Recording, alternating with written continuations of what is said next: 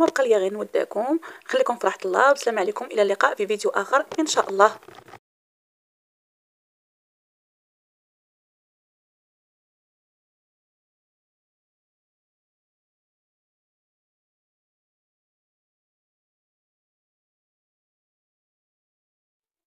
السلام عليكم ورحمة الله تعالى وبركاته. أهلا بمتتبعي قناة ريتاجي أريج فاميلي.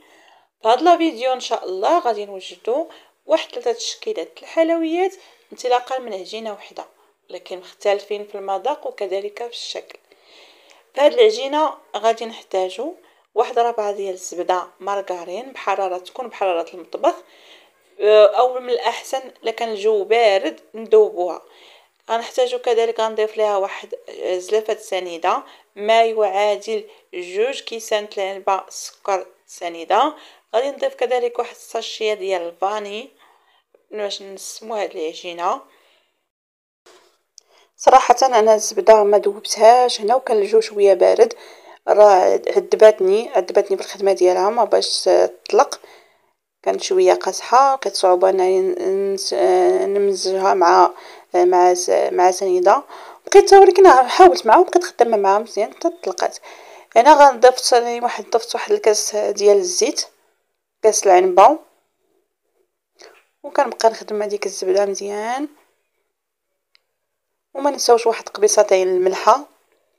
شفتوا راه حيت لقيت صعوبه انني في الزبده داكشي كان عليا نذوبها ملي شفت الجو بارد، ولكن معليش النتيجه كانت مزيانه.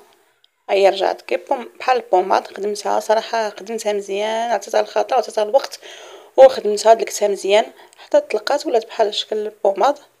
الان غنبقى نضيف البيض ضروري اننا نديروه فشي زليفات، نبداو نضيفو بحبه بحبه، لا تكون شي وحده خاسره ولا صافي. بعد ما تنضيف البيض دوك 3 البيضات غنبدا ندير واحد خماره ديال الحلوه ونضيف الدقيق بشويه بشويه. انا الدقيق على حساب الخليط، يعني على حسب حجم البيض وكذلك الزبده.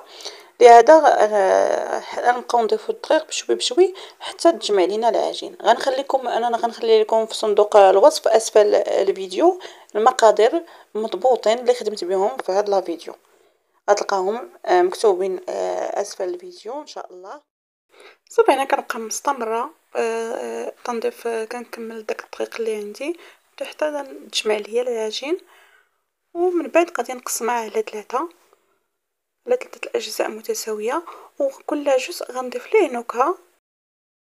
هنايا غناخذ واحد الكره وجوج الكرات العجينه الاخرين اللي بقاو ليا غادي نغطيهم بالبلاستيك باش العجينه ما تخسرش. هنا خديت انا واحد الكاس تاع الكوك، حمرته من قبل في المقله، صهرته شويه حتى تغير لي اللون ديالو. هنا من الاحسن تحمروه حيت الكوك لا تحمر كيعطي واحد المذاق واحد النكهه قويه ومجهده وزوينه بزاف، احسن من الكوك الا درتو الكوك عادي ما محمرش، يعني من الافضل يكون محمر. صافي انا غنخليها على جنب. الثانيه نسمتها الكره الثانيه نسبتها بواحد الفلون ديال الكراميل، تيجي زوين بزاف، كيتجي فيها مذاق الكراميل. والجزء الثالث هنايا غادي درت واحد الساشيات نيسكافي غادي ندوبها في الاول. اول حاجه غادي ندوبوها في الزيت دوب لينا. هنا غنضيف الزيت مزيان حتى تذوب ليا حيت غنضيف مازال الكاكاو ناشف، غادي تعاود تجمع ليا العجين، يعني ما تخافوش. صافي بعد ما دابت ليا نيسكافي ذوبتها بديك الزيت اللي درت، جبت العجين دخلت فيها هذيك النيسكافي، شتي العجينه ولات تلصق. غادي نضيف دابا شويه 2 معالق كبار ديال الكاكاو والمذاق ديال النيسكافي كيتواتاو بزاف مزيان، كيجيو زوينين، كيجي المذاق واعر، جربوها ما تندموش.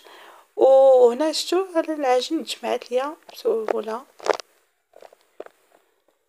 صافي هنايا بعد ما كندخل هذاك الكاكاو في ونيسكافي في هذا العجين تاعي غادي نبدا نشكل.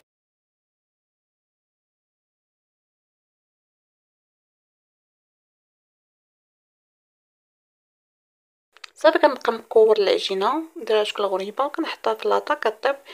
انا في هاد 3 اشكال ما استخدمت نهائيا بدون مرشم، الا بغيتي ديروا شي مرشم ديروه لكم تخدموا به، ولا ديروا بحال انا عطيتكم فقط افكار، ويمكن لكم ديروا اللي بغيتو. صافي هنا الجزء الثاني. صافي انا خديت الكره الثانيه اللي فيها الكوك محمر، كنشكلها شكل غريبه وكنضغط عليها في الوسط ديالها، كندير شكل الثقب حيت مازال غادي نعمروه من بعد، وكندخلها للفران. ضروري ما توسعوش شويه حيت كتنفخ. غرقوا داك الثقب مزيان في الوسط. صافي هنا الشكل الاخر طلقته بالمدلك، هذا الشكل اللي فيه النكهه ديال الفلون ديال الكراميل، طلقته بالمدلك وقطعته بهذا الشكل مرشم دائري، قطعه دائريه. صافي هنا كندهن بالابيض البيض وكنديرو في كاوكاو مهرمش، كاوكاو ما محمرش فقط مهرمش. يمكن لكم اللي ما عندكم ما متوفرش عندكم هادشي، يمكن لكم تخليوها حتى طيب وندهنوها بالكونفيتور وكاوكاو محمر مهرمش.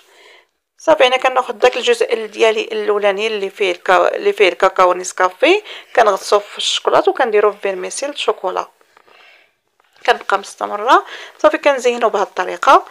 هنا في مرحله ديال التزيين فقط كنديرو في الشوكولا مذوبه مع فيرميسيل الشوكولاط. الشكل الاخر اللي فيه ثقب الوسط، راني خديت الكونفيتور الحلويات سخنته درتو فوق العافيه حتى سخن مزيان، وبعد ما سخن تنضيف ليه ضفت ليه واحد معلقه ديال المزهر باش يعطيني النسمه ديالها. المزهر كنعرفو كنتواسى مع الكونفيتور المشماش، وغطست فيه دوك دهنتو به دوك الشكيلات ودوزتهم في الكوك ما محمرش، في كوك عادي، وعمرت هذوك الثقوب اللي كنا درنا فيهم الوسط عمرتهم داك الكونفيتور اللي مسخن. صافي تنبقى مستمره حتى تنكمل الاشكال بثلاثه. هذاك الشكل الاخر خلاص راه من الاول فاش دهنته بيض البيض والكاوكاو مهرمش. تو الا بغيتو تزينوه مازال يمكن لكم الا شرب لكم الشوكولا دايبه ديروا عليه خطوط من الفوق تجي زوينه، هي كتزين وكتجي حتى المذاق زوين. وهذا هو الفيديو ديال اليوم، ما بقى ليا غير نودعكم، خليكم في راحه الله، بسلام عليكم، الى اللقاء في فيديو اخر ان شاء الله. وما بقى ليا غير نودعكم، خليكم في راحه الله، بسلام عليكم، الى اللقاء في فيديو اخر ان شاء الله.